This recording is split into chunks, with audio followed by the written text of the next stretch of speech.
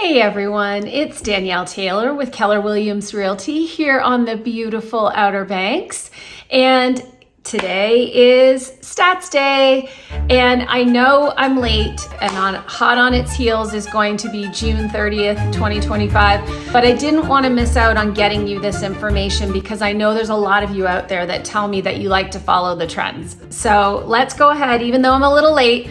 Let's bring you up to speed on what was transpiring up until the end of May, and then soon you'll have the end of June. So just a reminder that all of this information is courtesy of the Outer Banks Association of Realtors, and let's dive in. So first thing that we usually look at is single family unit sales. So remember, this is our subset of data. So it's single family residential for all of Dare and Corolla, all Dare County and Corolla, including four-wheel drive. So single family unit sales for that subset ended May flat to where we were year to date 2024. Okay, so sales are holding, just stable, flat. Month over month, May was down about 3.5% over May last year, but up 15.3% over April. So again, kind of up and down versus the other. So I think the bigger thing to focus on is really that sales are flat to last year. So overall, everything's holding. One thing that I thought was kind of interesting is I break it out in the newsletter by price category. So if you get the newsletter, you can pull that up. If you don't, make sure you subscribe. But in the newsletter, one of the categories is the opening category for prices under $350, and that price range basically is non-existent anymore. It's about 2% of overall sales. So that just gives you an idea, like that entry level price point under $350 is really just not much of the market at all anymore. So probably not a surprise to most of you that follow me, but just thought I would point that out. So that's where we are on unit sales. Inventory. So interestingly, or at least this was interesting to me, the new listing inventory in May of 2025 was down 14% versus May of 24. So 14% less new listings came on the market this May. And it was down 7.9% versus the number of new listings we saw hit the market in April. So I found this really interesting because we had been on this trend of just up with new listings. And that, I don't know, we'll have to watch if it's a trend, but we'll have to see what happens there. Of the properties that went under contract in May, about 27% of those were already sold or under contract by the time this data was run in early June. So, as has been happening, the good stuff, about a third of the market is still selling quickly with an average days on market of only 5 days for those ones that are selling quickly. So that's very consistent with what we saw in April. And it's interesting, if the new listings are down and the good stuff is still going fast, we really need to be on target if you're a buyer and we're offering on a property, because a good strategy is going to be key, especially if you're looking at one of those hot properties. Sale price. So the median residential sale price year to date is $705,000. That's down about 1% from year to date 2024. So not statistically significant, down slightly, but essentially holding. So flat sales and essentially flat prices. But as of the end of April, the median sale price was actually up. So this is the first month year to date that we've started to see the sale price be slightly under where it was. So that'll be interesting to watch and see if it was a blip or if it's something going forward.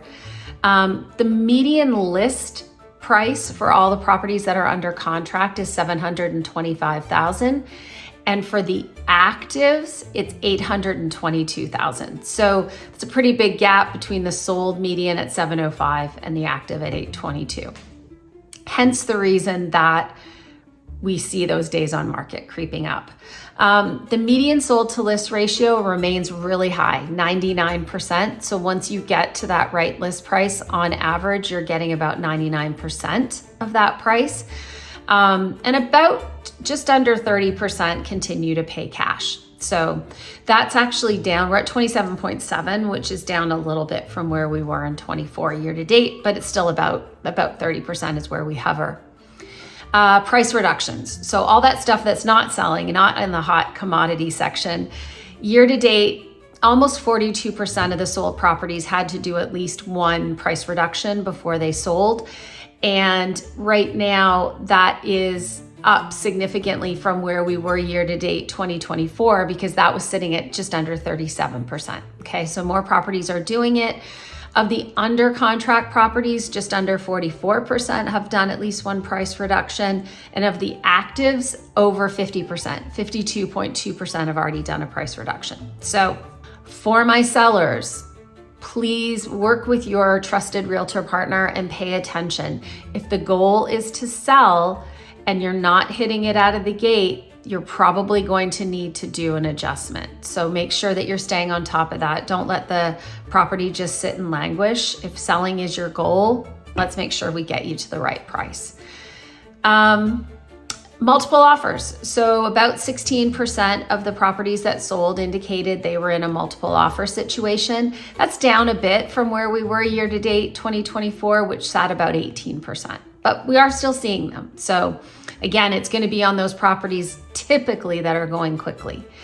Closing cost concessions. So about just over 46% offered some sort of closing cost concession, which is actually down from where we were year to date last year, which was 48%. So that's kind of it's still not statistically significant. We're still in and around the same range, but interesting to look at those closing cost concessions and see that it's happening almost half the time.